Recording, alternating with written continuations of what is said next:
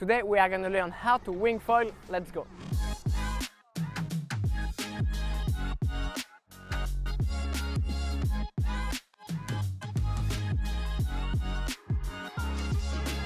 Thanks so much for joining us. I'm Gwen with Wingfoil Pro Center, and today we are going to learn how to wingfoil from the very beginning. So first, I'm going to be using today the Access Pack from AFS, which I believe is a great pack to get going, to learn, and at a good price. So if you have any question on which bird size, foil size, wing size, don't hesitate to reach out to us. We can help you with that. Having the right gear is going to make a huge difference.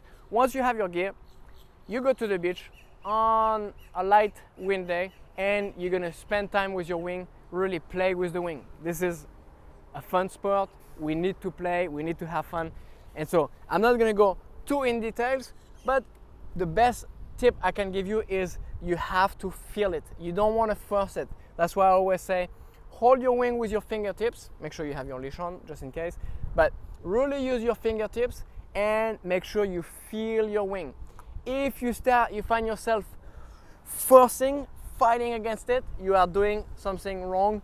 If you just let it go, it's gonna fly really easy. So we need to make sure that we can get to a point where we can just fly it with fingertip pressure. We can switch side, switch hand, walk one way, walk the other way, really feel where the wind is coming from and how the wing acts, reacts, when we hold it, when we move. It's gonna be very valuable. So make sure you spend a good, I would say, 20 minutes before going in the water, getting a good feel for your wing. It's gonna be a lot easier than once you are on the water and everything is moving. Before we go to the water, we need to make sure we have all the safety equipment. So impact vest is very important, and then helmet as well. Make sure you have a leash on your bird and on your wing, of course. But once you have everything ready, we're gonna go to the water and I'm gonna show you the process. Let's go. All right, let's go in the water for your first session. So the first thing is gonna be getting to the water with the gear. So you see how I'm carrying my gear, always with my wing downwind, with my foil upwind, to make sure that there is not ever contact between my wing and my foil. That could be bad. I'm gonna walk until I get deep enough to put my foil in the water. But if I have a while to walk, because it's really low tide or whatever, I can put my bird, watch out to your head, that's why you want to wear a helmet, on the back with the foil up. Again, my foil is into the wind, my wing is downwind, and I'm gonna walk like that until it's deep enough. If there are some waves in this position, you want to really be careful because you don't want the bird to get slapped and then fall on your wing again. That would be bad. It's getting deep enough now, so I'm gonna flip it. See how I'm really pushing my foil away, not toward my wing, and I'm gonna walk even a little more. So the wind today is coming from here, pretty much from where we are filming with the drone. So it is slightly onshore. That means the first thing you have to do is get away from the beach, otherwise you're gonna be at the beach right away. So I'm gonna climb on my bird. I'm gonna bring my wing in. I'm holding my wing and my bird in the same time to get to my knees. My knees are slightly toward my wing, feet away, and I'm gonna lift, bring the wing above my head to me, and put a little pressure on the backhand, trying to keep my wing high because I don't want it to touch the water, but then also see how I'm holding the wing with my arms. Front arm is pretty much bent 90 degrees, backhand is really extended. Not sure if you can see, but this is my position, and I can really look over my shoulder. Now I'm going upwind already, so that's the goal, but at first it's going to be really hard. What can happen is that if you look in between your hands, most likely you're going to start going downwind. So we really want to look over the shoulder. We get a little twist in the core, If we start pointing too far into the wind, we're gonna start moving sideways. You're gonna see, now I'm like moving sideways. Not good. We do want some forward speed. What can help sometimes is like if I'm too far forward, I might have a hard time going into the wind, so I can move back a little. Notice that yes, I'm not like totally centered on the bird. My knees are toward the wing, my feet are away from the wing. So that's gonna help me also to go upwind. How do I know that I'm going upwind or not? Sometimes it can be difficult at the beginning if you don't have a good notion of the wind. The wind creates some small waves, a small chop. So to know if you are going upwind or not, are you going into the waves? Are you climbing up and down the little chop? I'm going upwind if that's the case. Am I totally sideways? Then, I'm going, just across. Or am I pretty much surfing the waves? If I'm like going with the waves, I'm going downwind.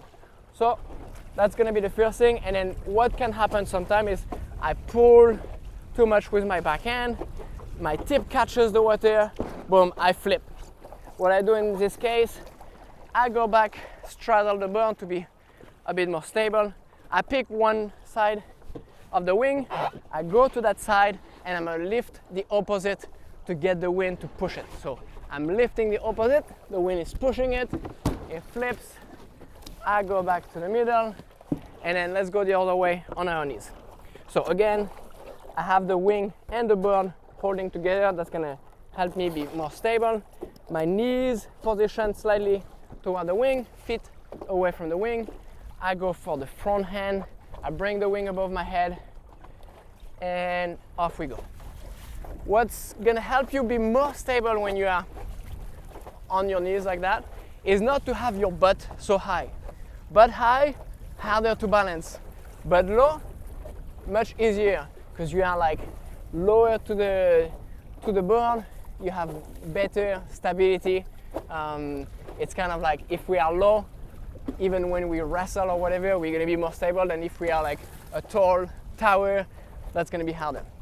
So I stay low and I get going. We really wanna be able to go both ways on your knees and be able to go upwind. That's the first thing. In my opinion, don't rush getting to your feet. You really want to be able to go upwind both ways, especially when it's you have wind onshore like that, which onshore wind is going to be the safest because it's always going to bring you back to the beach. We want to be able to get away from the beach before we even attempt to get up on foil. So that's perfect. Now I'm able to go on my knees upwind both ways. I'm going to turn around, so I let go of the pressure. I'm going to switch my knees to the other side, switch hand, slowly turn with a little twist, and I kept my wing high, and now I'm going again. Okay, so we're going to start from really that position where my nose is pointing into the wind. Again, that's going to be your most stable position, so I don't want to get to my feet if my nose is going downwind. So I bring the nose into the wind, and then from there I'm going to go to my front foot, and I stay low. If my nose, when I did that, starts going downwind, boom, I go back to my knees. I really need to be able to do that move without changing the direction of the bird. So that's the goal. I put my front foot, the bird has not changed direction, I'm still going upwind, we are good. From there, I can go to my back foot. Same thing, I want to make sure that the nose stays going upwind. So I always lean against my wing. I don't ever want to be in a position where I'm like this, because this is going to take me downwind. I want my chest to be leaning with my body weight against the power I have in my wing. So I always have some power in my wing and never let go totally. If I want to be a bit more stable, I can be a bit lower on my legs, but I don't want to be with my chest forward. I always use my body weight to lean against my wing. That's going to keep an edge. That's going to keep like hillside edge. I don't want to be toe side. Toe side, very unstable, but hillside, much more stable. So you see how that bird always has a bit of an angle like that? That's what we are looking for. Never never want to go the other way. It's exactly like snowboarding. If you go and you're going to catch an edge and you're going to roll. So we always lean back. From there, everything is good. What we need is more speed, really, if you want to get up on foil. Don't wiggle, don't pump, don't do anything at first. We just want to use the wind to go up. So I'm leaning back and I'm going to wait for a good gust. If I don't have a gust, I wait. That's really good practice. I'm scanning the water, trying to see, am I going to get a gust? I see maybe something coming, so I pull a little more on my backhand to try to pick up speed. I feel like I'm picking up speed now, and I'm really making sure that I'm like keeping enough weight on the front because I don't want to get up on foil. Right now I could foil, but I have enough weight on the front. And when I'm ready, I shift my hip over the back foot and I'm foiling and I'm bringing it back down again.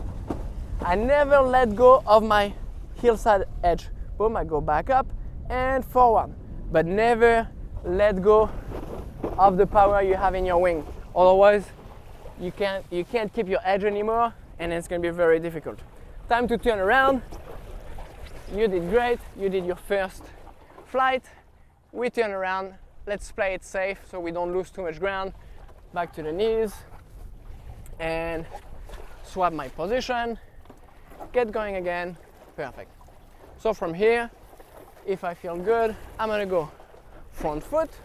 I'm pointing upwind, so in a good position, nothing has changed, all good. I'm gonna go to my back foot. Perfect. I make sure I'm stable. I make sure I'm leaning against my wing. And now I'm gonna have to wait for a gust. Always keep my edge, always try to go slightly upwind. Again, that's gonna be your most stable, best position to have. And if I don't have enough wind, like I said, I wait. This is gonna be really good practice anyway to get used to cruising. You can move your wing around, see what's the most comfortable. We wanna be able to be in this position, waiting for the gust, and be very relaxed, very comfortable. So we are trying to not grip the wing so hard with our hands. There is no reason to do that. I can just hold it with fingertip pressure and I'm ready. I'm looking upwind and I'm seeing now that there is a gust that's coming. So when I'm gonna feel a bit more wind, I'm gonna pull more on my backhand to get more power, to get more speed. So I wait, it's coming, and yeah, I pull more on my backhand. Let's see. And now I'm starting to pick up speed, that's it. Now I have speed, and now I could fly. I have enough speed to fly. So what I'm gonna do is I'm gonna bring my hip over the back foot and bring my hip over it's very subtle. That's why, like, if you just look at me, you are like, I didn't see any movement. It's very subtle. So, but what is for sure is I'm always keeping power in my wing and I'm always leaning against it. I'm never, if I want to come down, what I really don't want to do is kill the power in my wing because now it's going to be much harder to balance. We keep power in the wing. If we want to come down, if we want to slow down, we go forward. It's going to bring the board on the water and it's going to create some drag. We're going to slow down, all good. Now, let's say we did really good. Time to turn around. This time we're going to turn around on our feet without going down to our knees. So we start going downwind, we let go a bit of the power, switch feet quickly. Needs to be a quick movement. Now I switch my hands and I'm going the other way. So if you have the right equipment, the right bird volume, it's gonna make the process so much easier. So now, and also we always have a good side, always have a bad side, so plan for that, don't go too far. Okay, now I'm back actually on my good side. I feel a little gust coming and I'm gonna pull a little on the back end, really keeping counterbalance with my body. Nah, it wasn't that much of a gust, but it looks like something else now. Let's see, pull on the back end. I really make sure I load the front because I want to get on plane pretty much. Now I'm starting to get, yeah, that's it. I have a little flight. At first, you really want to fly low. You can really stay low. If you do have to move your feet, you want to do a very heel toe. You can adjust your feet, your position on the board. Where you don't want to, if you need to move your feet, is like do a big movement, like reposition, because that has a big impact on the board. So I'm like heel toe, making sure my feet are in a good position, that I feel good. If I can't keep the nose down, I either need to bring my hip even more forward, or maybe move my front foot forward, whatever it takes to keep the nose down at first, to be able to pick up speed before I fly. I never want the foil to start flying without me being in control. So if the foil starts to lift and you are not ready, you didn't have enough weight forward. Let's see, I see maybe a little gust coming. So when I feel it, I'm gonna pull a little more on my backhand. See how I'm like always leaning against my wing? That's it. I pull on my backhand, it's going, I have enough speed, I'm gonna shift some weight back, but always leaning. I do need that tension against the wing. I can't ever, if I let go and I'm going on my toes, I'm gonna start going downwind, it's gonna be really hard. That's ultimately how we would drive. That will come way later, we're gonna drive here, but what we're gonna do is we're gonna transition from our heel side edge to now I'm like toe side. I'm gonna keep my toe side all the way. We do have a video on the drive that's gonna help you. But for today, that's about it. Start on your knees, get to your feet, make sure you are able to go upwind and downwind. And then for your first flight, make sure you keep edging against your wing. You don't let go of that ever. And then use your hip forward and back to start flying. That's, you are in control. If the foil starts to lift and you didn't want to lift, that's because you were too far back, and as soon as you hit that speed, it took off. That's not ideal. You really want to go faster than the takeoff speed before you start flying, because when you hit the takeoff speed, what happens is it's not a very stable speed to fly, and often because now we are starting to go uphill, if we don't have a ton of power, we're going to start slowing down and we're going to fall. So make sure you keep the nose down, you go faster than the takeoff speed, you shift your hip back, and you're gonna start flying. So that's it for today. Having the right gear is gonna make all the difference in the world. Wing foiling is not an easy process, to learn, but if you have the right gear, it's gonna be a lot easier. So if you have any question, make sure you reach out to us, wingfoilprocenter.com. We can really make sure you have the right gear to get going. And if you follow the steps, that's going to be super helpful. Make sure you have the proper wind when you learn. If you can see here, today I have a 6-meter wing, and so the wind is probably 12, 13 knots. That makes the water really nice and smooth, like you are seeing right now. So a 6 meters, a 5 meters, anywhere between 12 to 16 knots, that's going to be ideal to learn because it makes the water really smooth. You just have enough power in your wing. That's a lot more friendly. So get out there, spend the time, talk to your community at the beach. Everybody's super helpful. Everybody's gonna help you. And that's it. It's an amazing sport. I'm so stoked that you are getting into wing foiling. Reach out if you have any question. We'll see you guys in the next video.